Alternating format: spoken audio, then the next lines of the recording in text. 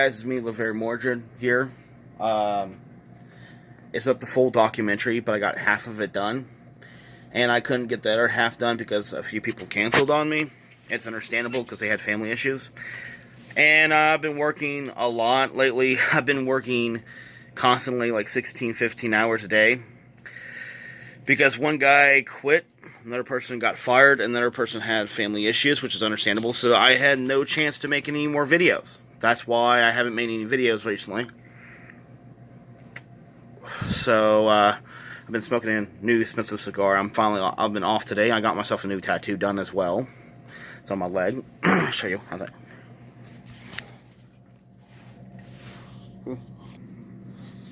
It's my grandmother Lucy. Her name's Lucy. And I get that tattoo done because of her. And also, I want to give a shout out to Andy No, who has been brutally attacked by Antifa thugs who are complete racists and bigots who attacked him, threw milkshakes at him that were had quick drying cement in those milkshakes that gave him a chemical burn. I'm sorry to hear about that, man. It's horrible.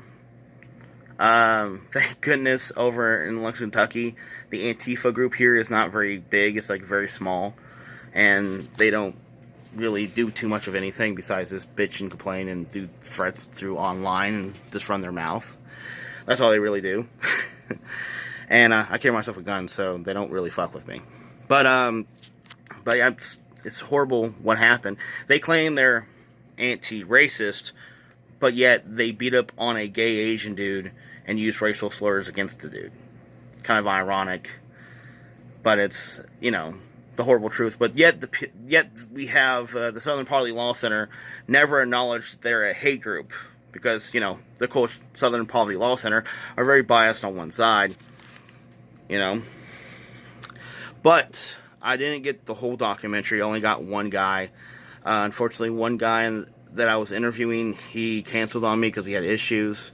And this is the first part of the documentary. Hope you guys enjoy. The parking lot, they say an armed bystander. That's so cool.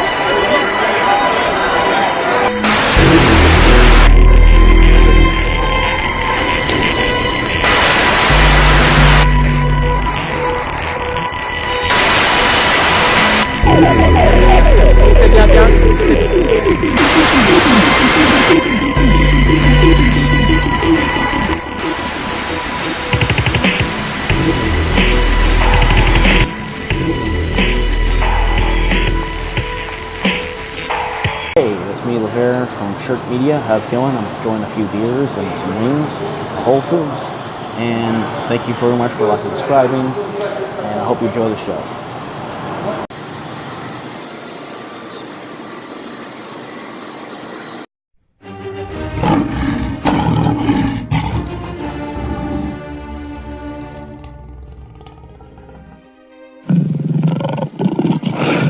How's it going? Welcome to my documentary here, Walking into the Lion's Den. How's it going, guys? I appreciate it.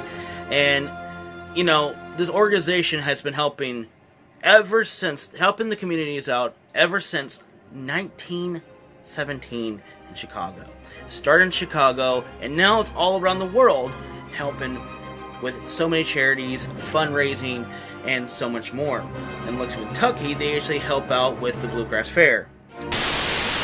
Bluegrass Fair is opening in Lexington today. And it is always fun. Yeah. We're joined by Mac Ferguson, Lions Club president, along with Zach Crouch with the Tinderbox Circus Sideshow to tell us all about it. Thanks for coming in today. Thanks for having us, guys. We're pleased to be here, and we're pleased to present the Bluegrass Fair one more time. Well, what a Gates will open at 5 o'clock. Come on out. What a tradition it is in the community. It's fantastic. It's amazing. And come across with these people, they have many stories and many of wisdom and heart. I have to make a documentary about this because it drives me to it, and it makes me feel like these stories need to be heard.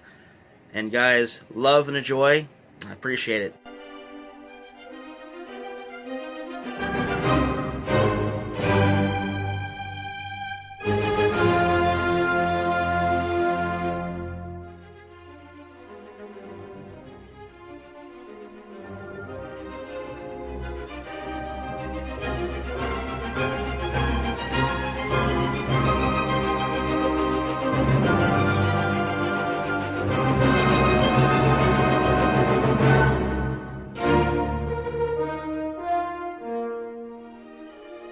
Melvin Jones was the founder and the maker of the Lions Club. He made a huge legacy that spanned all around the world, and then some. Melvin Jones was born in 1879 and died in 1961. And how much of an impact that he have made was completely unbelievable.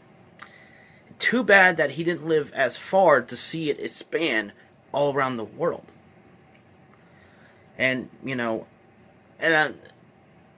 Melvin Jones have left a big, huge legacy that should be admired. He will go down in history as one of the most greatest humanitarians in the world.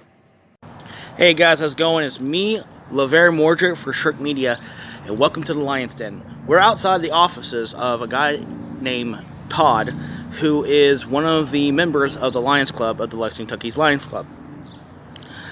And the club, the organization itself, started in Chicago back in 1917, and this club has been all around the United States, all around the world, has reached out plenty of places in general to help out people in need. So I really appreciate you watching my documentary. Like and subscribe on the YouTube comments, and let's take a look and let's join up with Todd himself. It's me, LeVar from Shirk Media. I'm standing here with the office of Todd. He is one of the guys that actually helps out with the Lions Club and the charity groups. Nice to have you, Todd. Well, thank you for having me. I appreciate it. Well, of course, I'm quite used to actually interviewing musicians or independent, DJs, but this is a brand new thing that is more positive than my usual content. So, how long you been with the Lions Club? Okay, so Lions, I've actually not been with Lions for very long. I think I joined August of 2018, and so it's less than a year. If your people don't know about Lions Club's been around a long time, maybe 100 years. Okay, there's been Lions Clubs. There's hundreds of thousands of members in Lions Clubs in all 50 states, and somewhere less than 120 countries, maybe 105 countries. We're all around the world. And we are a civic organization. We're a service organization. Our mission is to serve people. And so on an international level, Lions Club is known for our glasses program. For instance, in Lexington right now, we probably see 5 or 6 cases a month of people that request glasses, and we pay for their glasses completely to be made from scratch, through a reputable place. In addition, we send abroad to Asia, largely thousands of pairs of glasses each year. I spoke with a Lion a couple of weeks ago, and he's got right now ready to ship 2,300 pairs of glasses abroad, which we can't use used glasses in America.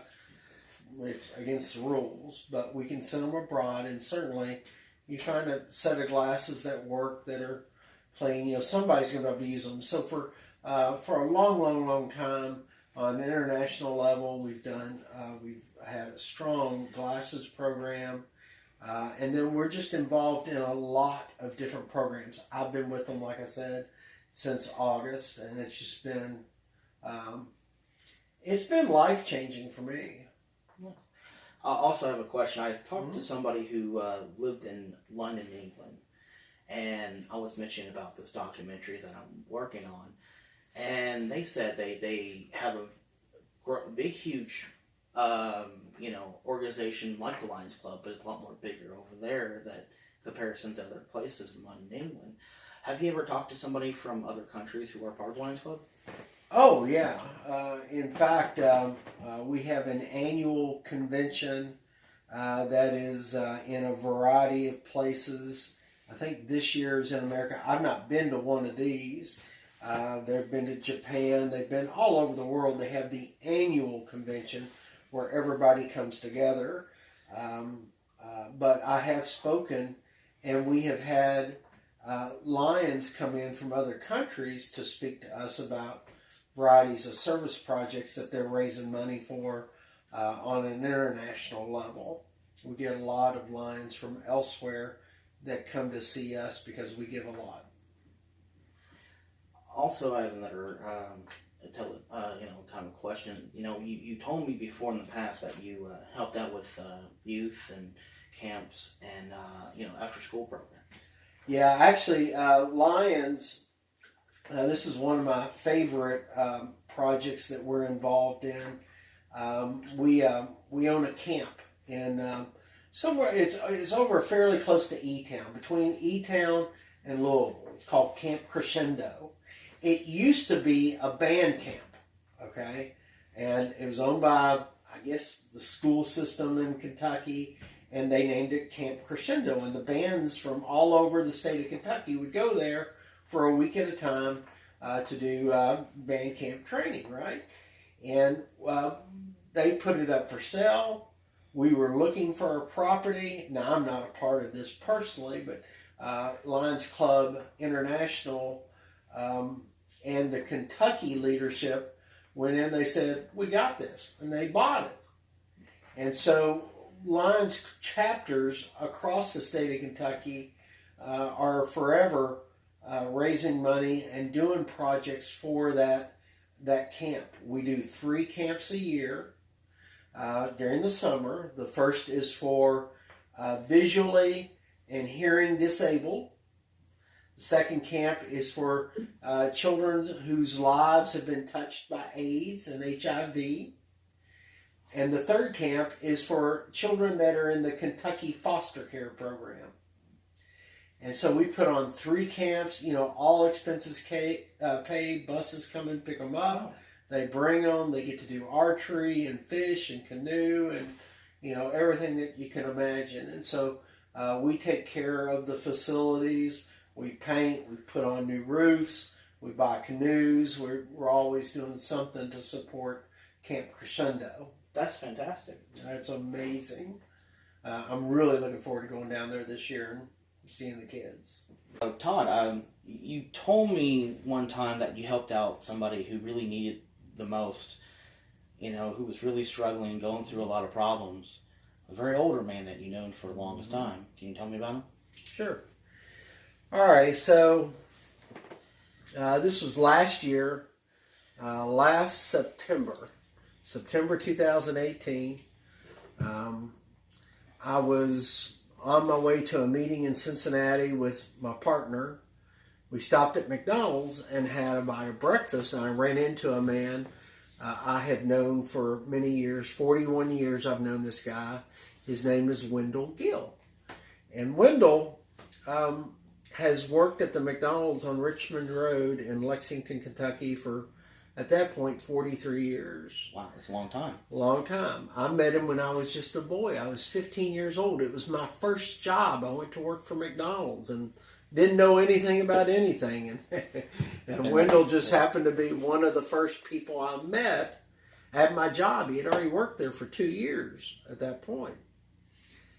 And so it's not even that I know Wendell well, but over the course of the last 41 years, I have popped in on him as often as possible and just kind of waved, introduced my kids to him, said, "Hey, Wendell, how are you?" And he'd say, "Hey," and we'd talk for just a moment. And so I've kept in touch with him. And so last September, I stopped in for breakfast. He's very well known in Lexington. Because he's been in that job, which is such a public job. I think half of Lexington knows the guy. And so I stopped in, he's there. I saw him walking over. I said, "Hey, Wendell, how are you?" And the moment I asked him that question, before he could even respond, I could tell something was wrong. He had already dropped weight. He looked depressed. he looked like half of him was gone. And it was very sad. And he starts telling me the story about what's going on in his life. He has just lost his wife. You know, his wife had literally, he and his wife had come to the McDonald's 3 weeks before. I had to close the door. That's okay. 3 weeks before, he and his wife had stopped at McDonald's to have breakfast. They had been to doctor's appointments. She went into the bathroom as he was ordering their breakfast, and for all intent and purpose, she died right there in the bathroom. Oh my God. She actually slipped into a coma and died 24 hours later, but she never regained consciousness. All right, so first off, you know, they've been married forever, more than 50 years, I think, at that point. And she died in the bathroom he has to clean. His job is to keep the front of the McDonald's clean for the customers. That's what he's done for 43 years.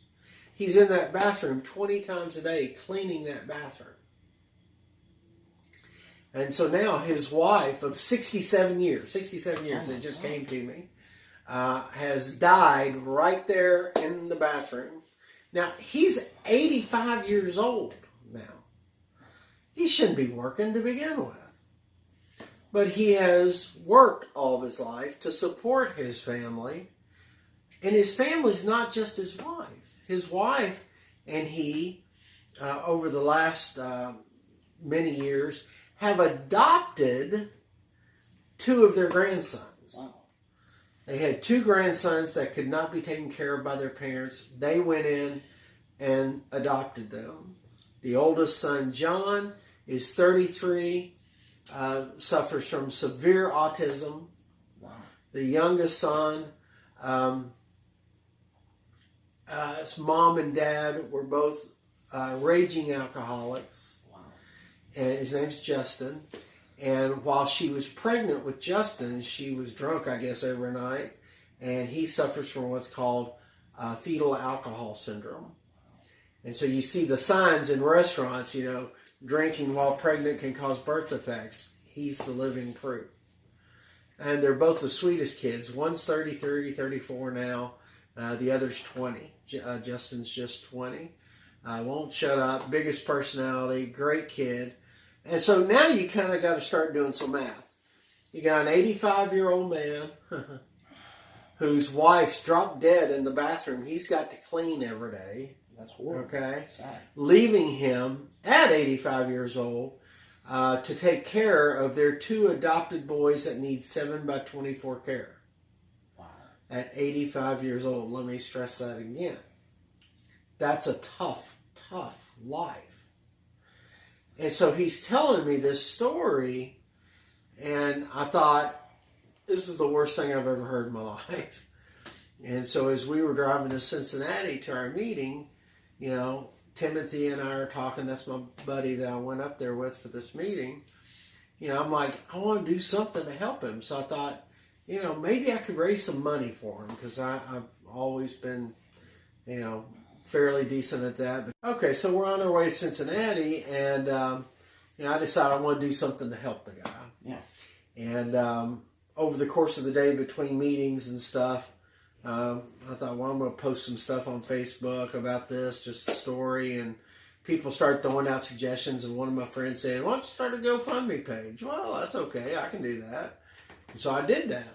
I started a GoFundMe page. Next morning, I had it up and running by 4 a.m. This was on a Wednesday. At the end of 1 week, I'd raised, I don't know, a couple $1,000. I was pretty proud of myself. I thought, wouldn't it be glorious if I could pay off his van? Wow. $29,000, which was, you know, he needs the van to be able to drive the boys around.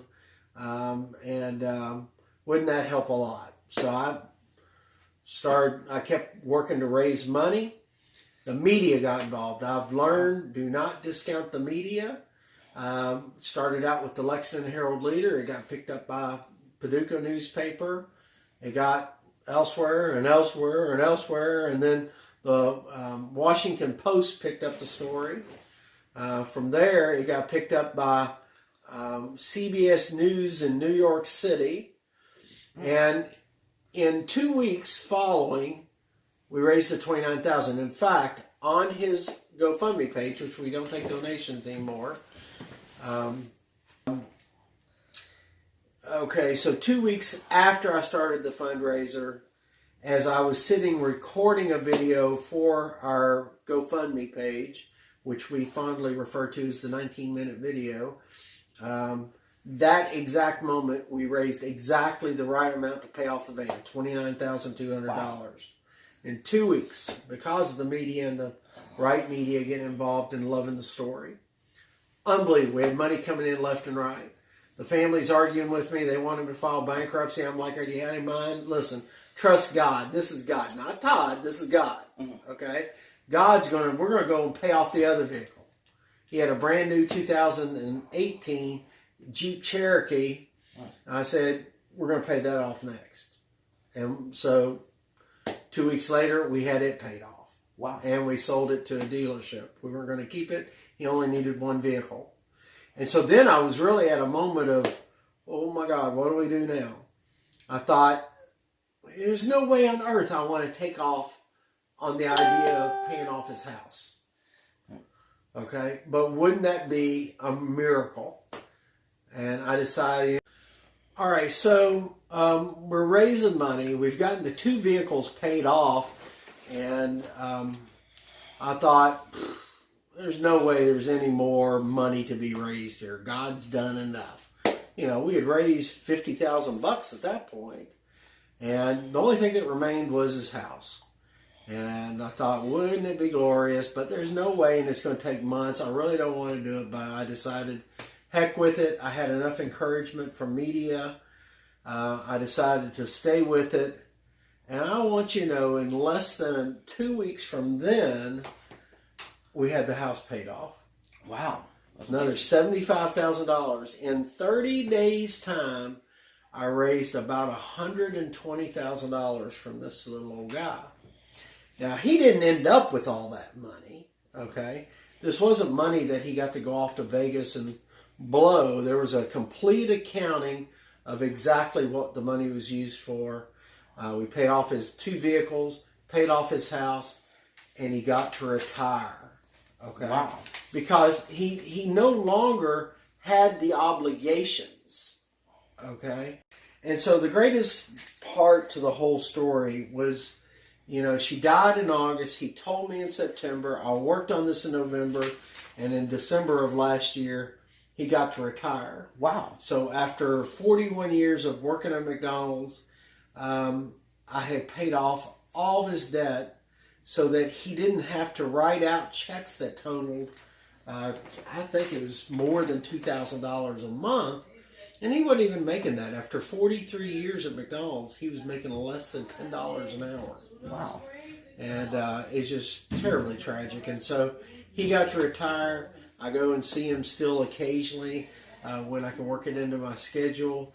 He and the boys are doing well. He's spending all of his time with the... All right, so bottom line, we paid everything off. The man doesn't have any debt. He got to retire, and however long he's still with us, he's going to be able to spend it with those 2 boys. That's good. And the thing that I learned was never shortchange the media. They can do more good if you just let them. And don't try to tell God what he's capable of doing. Every step of the way, I kept fighting. I'm like, well, we're done. There's no way he can do more. And every time I said that, he did something else. I learned he can do a heck of a lot more than we give him credit for. This wasn't me. You know, all I did was throw a bowling ball down Mount Everest. And down at the bottom is what came out. You know, all this goodwill. We ended up with more than 2,000 contributions from all 50 states and more than 20 countries. Wow, that's amazing. God is amazing. Yep, absolutely. I'm happy to talk to you, and I'm happy to see you talk. Always happy You're to see you. fantastic. And I will definitely see more of the Lions Club and continue this documentary. Yeah, okay. I'm very happy. Todd, a great man, a very honest man, very loving man. A man that has a heart of gold, who helped out an old friend that he known for the longest time, who was 85 years old, and touched the heart of so many journalists and so many people, that is a prime and good example at the reason why the Lions Club is a organization full of hope, heart, and good deeds.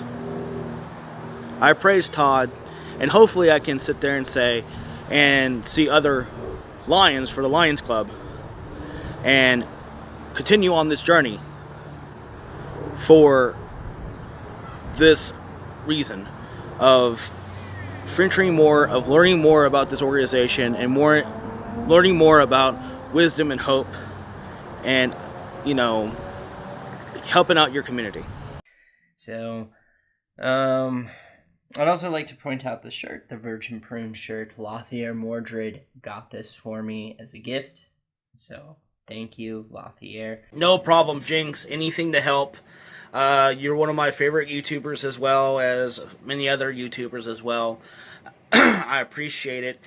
I'm working on this documentary right now with the Lions Club, and the thing is, I'm not keeping up with my YouTube channel, so that's why I've not been uploading recent gossip about YouTube, especially the whole debacle against Fox and Steven Crowder, and of course you know how that goes. And I got done with my first interview. Later on, I got to go on to another interview as well. And this one guy that I'm going to interview tomorrow, he used to be a journalist in talk radio, and he used to be part of the Lions Club, and I'm going to be looking forward to, you know, interviewing that gentleman there. You know, and I got some good news for you. June 13th is my birthday, and today's my birthday, and I'm 30 years old. And, yeah, it's kind of, well, feels kind of weird, though. I feel like I'm an Agent Stone and Agent Rocker, so, and I'm kind of I appreciate the fact that, people are subscribing and liking my content, and, you know, hopefully Shirt Media can, rise up above all these other, news organizations, and hopefully one day we can get to the future that we can be self-employed, me and you, Jinx, and stuff like that. Hopefully that we can make a market out of this, and you know, working on positive stories like this would help out our brand as well to be more, you know, more profitable to other promoters and advertisers. So I appreciate it.